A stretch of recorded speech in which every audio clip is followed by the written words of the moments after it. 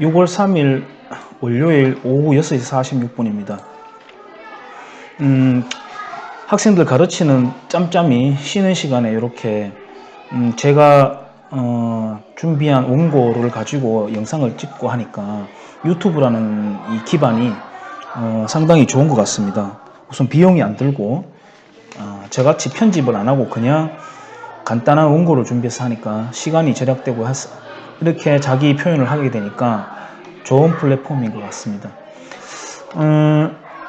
이 매일경제신문에 5월 24일자 칼럼이 있었습니다. 제가 요거 짚고 넘어가야 되겠다 이런 칼럼들은 이렇게 모아두는데요.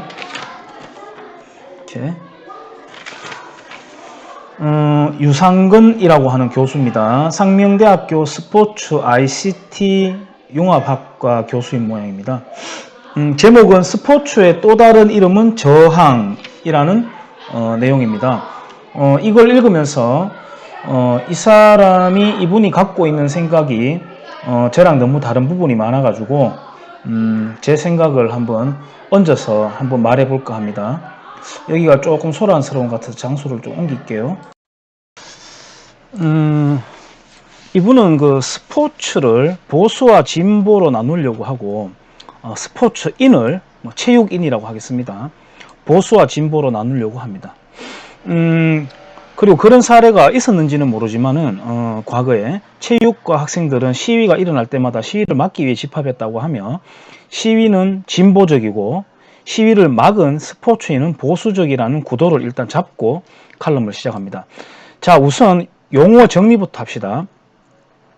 저자가 말했듯이, 이 교수님이 말했듯이 보수는 보호하고 지킨다는 뜻이고 진보는 앞으로 나아간다라는 사전적 의미를 가진다고 했습니다. 그렇다면 이 두 용어는 대립으로 가능할까요? 나아간다라는 의미의 진보에 반대되는 말은 퇴보여야 하고 보수의 반대어는 파괴여야 합니다.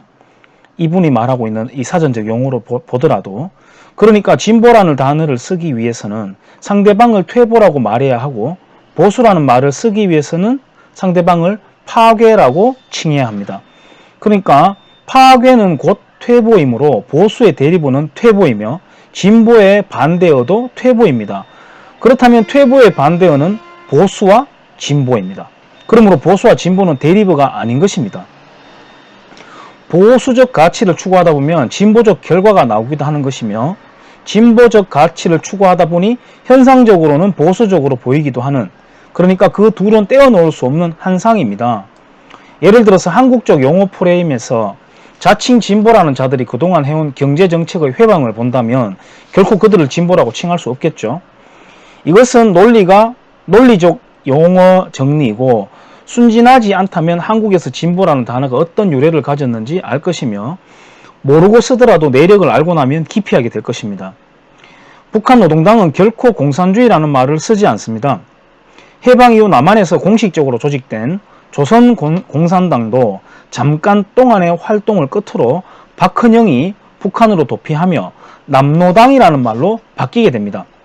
그리고 북한 공산당은 자신들을 민주세력이라 부르며 남한도 민주혁명을 이뤄야 한다고 말해왔고 지금도 말하고 있습니다. 사실 그 말은 정확합니다. 왜냐하면 민주제도에는 종류가 여럿이 있기 때문입니다.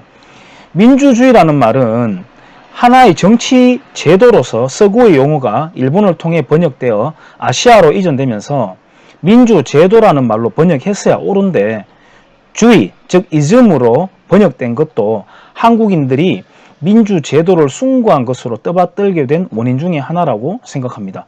그러니까 민주제도 중에서도 여러 갈래가 있는 것인데 하나로 뭉뚱그려서 받아들이게 되는 것이죠. 얼마 전에 시도했다가 무산되었던 청와대발 개헌안에서 자유민주주의 앞에 붙은 자유를 삭제하려고 한 것이나 교과서에서부터 없애려는 시도는 그들이 지향하는 민주주의가 어떤 것이라는 것을 너무나 명백하게 드러내는 것임에도 오늘도 한국 사회는 아무 일 없던 듯 고요하게 돌아갑니다. 김일성은 한국어의 적화를 위해 의식 구조를 흐트리는데 용어 전술이 무엇보다 중요하다고 여겨 민중민주주의, 진보적 민주주의라는 용어를 쓰도록 지시했으며 그런 변천 과정을 거쳐 이제는 그냥 민주주의라는 말을 씁니다. 한국 사회에서 진보나 민주라는 이름이 붙은 단체가 하는 언행들이 뭔가 이상하다고 느꼈다면 바로 그런 이유에서입니다. 정리하자면 보수라는 의미는 삶의 태도에 따라 나타나는 현상이므로 어떤 사람의 세계관을 정의함에 있어서 사용 가능한 말입니다. 그러나 진보라는 단어는 어떤 과정을 거쳐 결과물로 나타나는, 즉 가치 판단에 따른 표현이므로 삶의 태도 그 자체를 정의 내리는 단어로는 적합하지 않습니다. 가령 나는 미남이다 라고 스스로 주장하는 것과 같은 어처구니 없는 표현에 지나지 않습니다. 한국 현대사에 있어서 경부고속도로 건설로만 보자면 건설하여 삶을 풍요롭게 만든 진영을 보수로 하고 그것을 반대하던 진영을 진보로 하면 옳은 사용이겠습니까? 이것은 전쟁과 평화라는 대립와도 마찬가지입니다.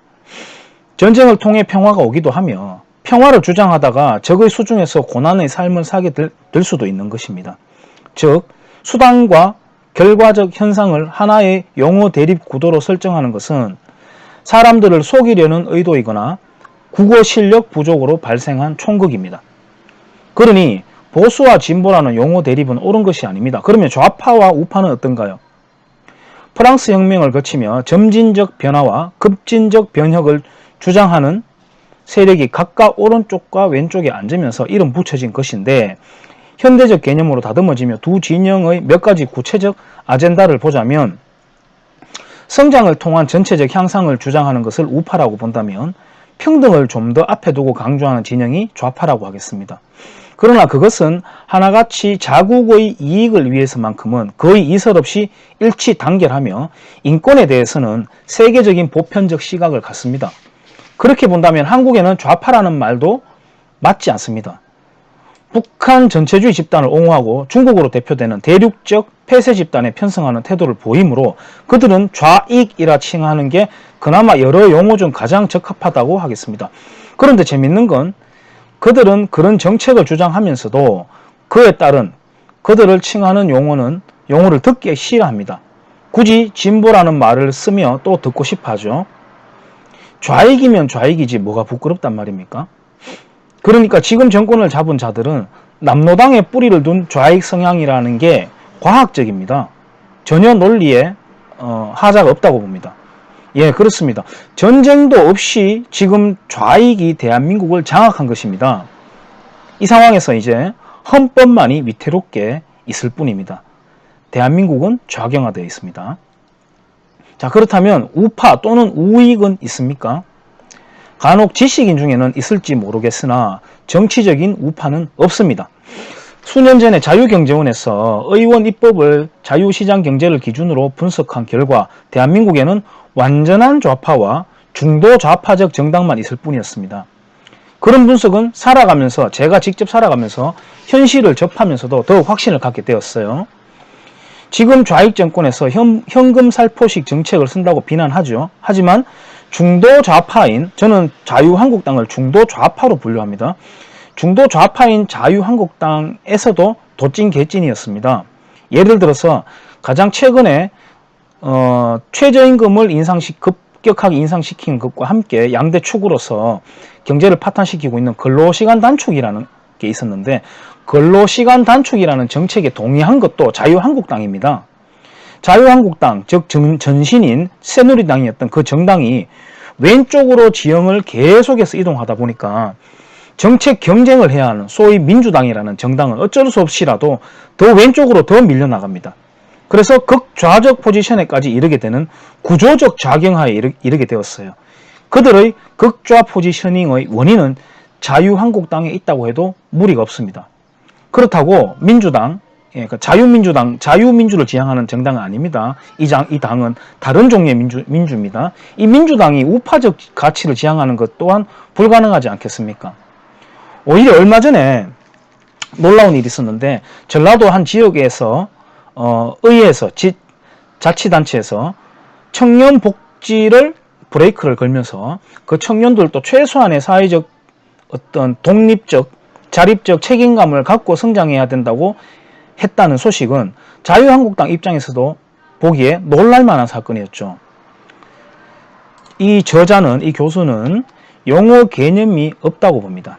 그것을 이해하고 넘어간다 손 칩시다. 그렇다고 한들 이 교수가 지금 말하고 있는 데모를 좋은 것으로 상수로 고정시켜 두고 있는데 데모의 과잉이 선진화된 사회로의 수단이 되었습니까?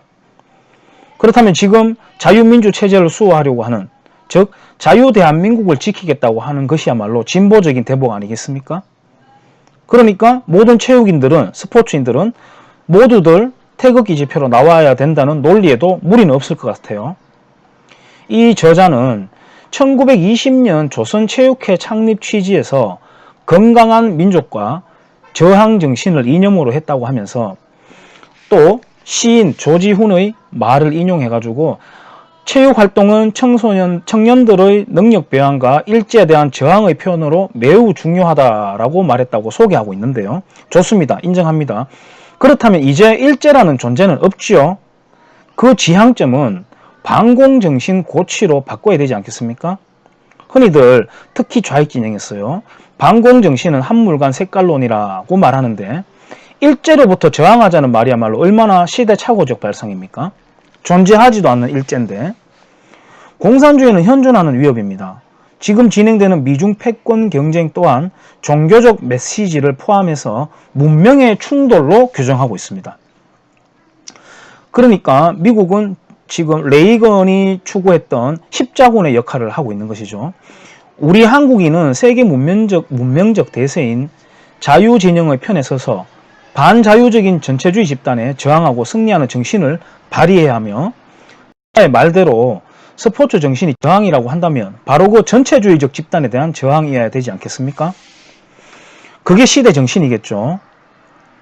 스포츠의 정치적 이용을 말하는 대목에서는 과거 우익 정권을 비판하는 성향이 짙습니다. 맥락상. 그러나 얼마 전 선거에서 좌익 정치 세력들의 무대에 우석대학교 태권도학과 시범단이 동원된 것만 해도, 그것만 봐도 그의 논리는 단번에 우습게 되어버립니다. 또 스포츠계의 미투 현상을 말하며 느닷없이 박정희 시대로 끌어다 붙이는 억지성도 발휘하죠. 그 미투 사건이 정치계와 문화예술계에서는 거의 제가 알기로는 전부 다 좌익 진영에서 발생했다는 말은 하지 않네요. 어쨌든 그것을 박정희 시대도 끌어다가 억지로 갖다 붙이고 있습니다. 스포츠의 정치 이용은 좌익이나 우익이나 역사적으로 존재하던 것입니다. 사실은 파시즘이든 또는 스탈린 체제에서의 전체주의 국가에서든 모두 그렇게 했습니다. 그러나 스포츠는 곧 비용이며 과학입니다. 그러니까 스포츠가 곧 국력을 말하는 것이므로 세계 어느 나라든 어느 체제에서든 자기 국가 성장과 함께 스포츠를 장려하는 것이 자연스럽습니다. 오히려 박정희 시대 때 각 군의 팀을 조직하여, 그때 프로가 없었죠. 프로팀이 없었습니다. 프로 체제가. 군인 스포츠부터 발전시켜서 훗날 프로스포츠 시대의 바탕이 되었기에 감사한 마음을 가져야 함이 마땅합니다. 그 과정에서 저자가 말한 대로 오직 일사불란한 지휘체계와 상명하복의 절대 복종만이 필요했다라고 하는데요. 스포츠나 군 조직에서는 특성이 원래 그렇습니다. 그런데 그렇게 해야만 됐다라는 명제를 갖다 대고 있는데요. 원래 그 분야의 특성이 그래요. 그러나 그런 어떤 일괄적인, 일체적인, 전체화된 과정을 거쳐가지고 문화의 성숙이 일어나고 이제 한국에서도 박세리, 최경주, 김연아, 박태환, 손흥민 같은 스타가 탄생되는 거 아니겠습니까? 그러니까 과거를 어둠으로 치부하고 지금과 나누어가지고 비판하기보다는 전체를 하나의 역사로 오롯이 안아줌이 건강한 역사관이라고 하겠습니다. 저자가 마지막으로 한 번 더 못 박듯이 스포츠의 정신은 저항이라고 했는데 아닙니다.